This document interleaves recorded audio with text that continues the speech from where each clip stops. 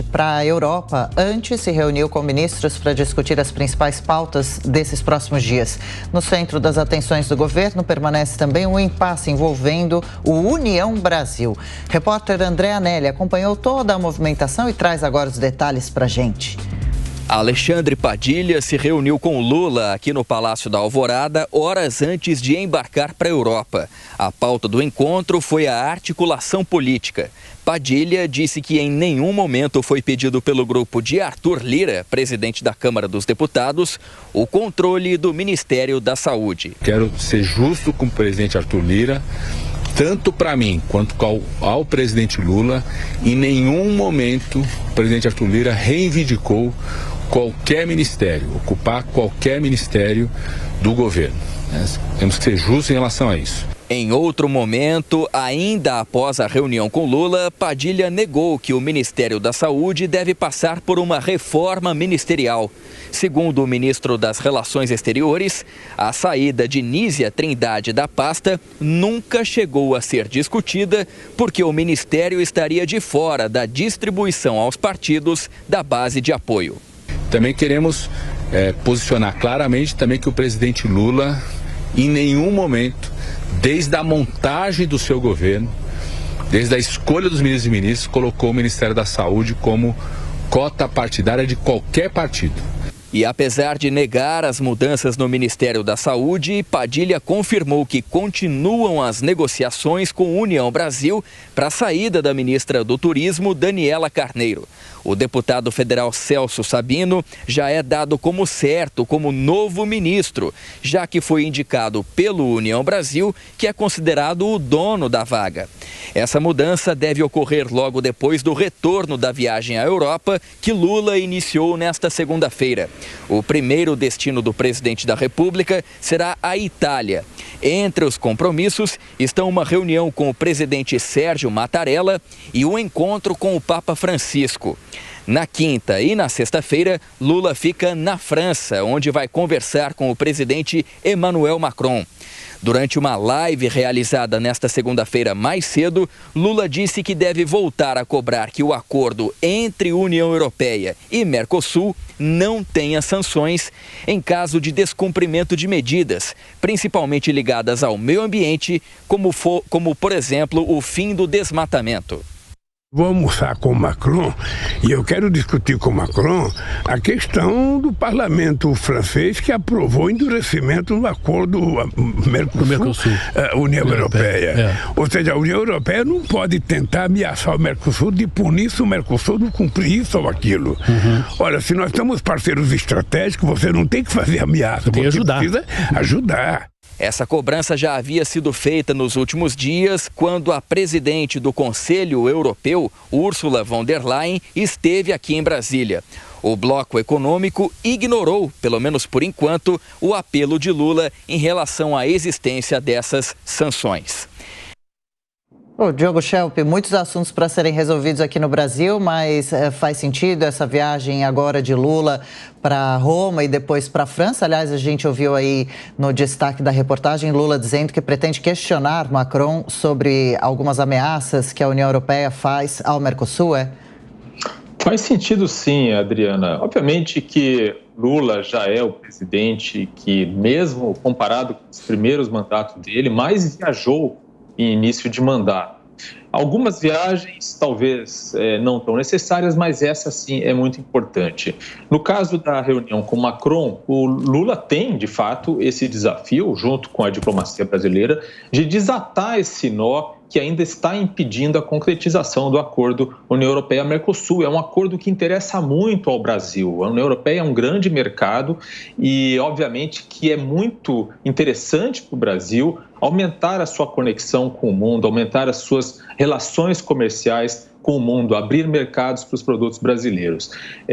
No entanto, o Macron, ele representa justamente um dos países mais protecionistas da Europa, justamente na questão agrícola, e foi o presidente também que resistiu à assinatura do acordo no início do governo Bolsonaro.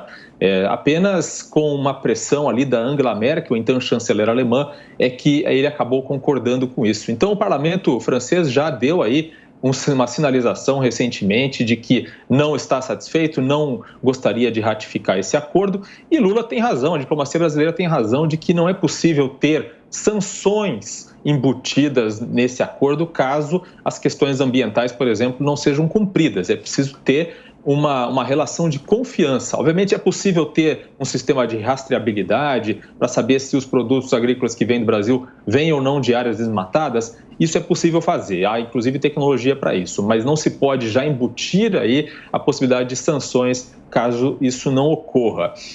No caso da viagem para a Itália, o encontro com o Papa, é interessante observar isso do ponto de vista do Papa Francisco. Por que ele tem interesse nesse encontro? O Papa Francisco recentemente enviou um assistente, um cardeal de sua confiança para Kiev, para a capital ucraniana, justamente para tratar do conflito. E ele tenta se aproximar do governo russo para também fazer conversas com o governo russo. O Papa tenta aí ser uma espécie de intermediador desse conflito, mas ele não tem essa proximidade, ele conta aí com uma desconfiança por parte do governo russo. E ele acredita que, aproximando-se de Lula, ele pode conseguir essa proximidade. Dávila, essa viagem tem razão de ser?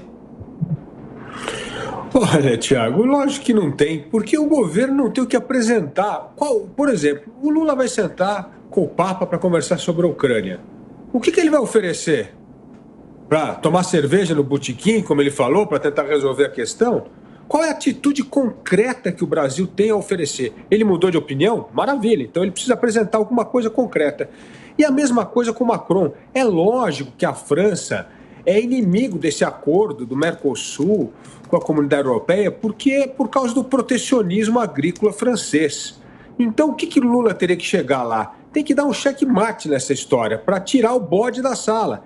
E isso, o presidente teria que assumir um compromisso para assegurar o desmatamento líquido zero da Amazônia até 2030, que é possível, é atingível, mas precisa se comprometer com uma forma de mensurar que este objetivo está sendo alcançado. E Lula não gosta de se comprometer com nenhum número, com nenhum nada, com nenhum indicador. E aí a conversa não anda. Então, para essa diplomacia funcionar, o Brasil precisa apresentar questões concretas de como pode intermediar a questão da Ucrânia e como pode se comprometer com o desmatamento líquido zero até 2030 para tirar o bode da sala e assinar esse acordo de extrema importância para o país. Beraldo? Olha, a gente tem primeiro uma demonstração do que é essa política externa brasileira, né? O Brasil voltou assim tão forte, dizendo que Lula está se tornando um protagonista internacional, mas no fundo Lula tratou como algo líquido e certo que esse acordo entre Mercosul e União Europeia seria assinado. E mesmo com uma viagem marcada para visitar o presidente Macron, com quem ele fala com grande intimidade, a França passa essa mensagem de que não vai assinar. Então, quer dizer, não se detectou isso antes, não se trabalhou toda essa parte diplomática para entender a realidade da França dentro dessa discussão antes de dizer que, claro que vamos assinar, olha, vamos vencer todos os desafios, somos muito melhores do que o governo Bolsonaro. Enfim, esse tipo de simplificação da política internacional atrapalha muito o Brasil. E nessa visita ao Papa, eu acho interessante que o Brasil se coloca como aquele emissário de um pedido à OEA, a Organização dos Estados Americanos, para retirarem as críticas feitas à Nicarágua, que persegue católicos. E aí o Lula vai visitar o Papa Francisco como se nada tivesse acontecendo.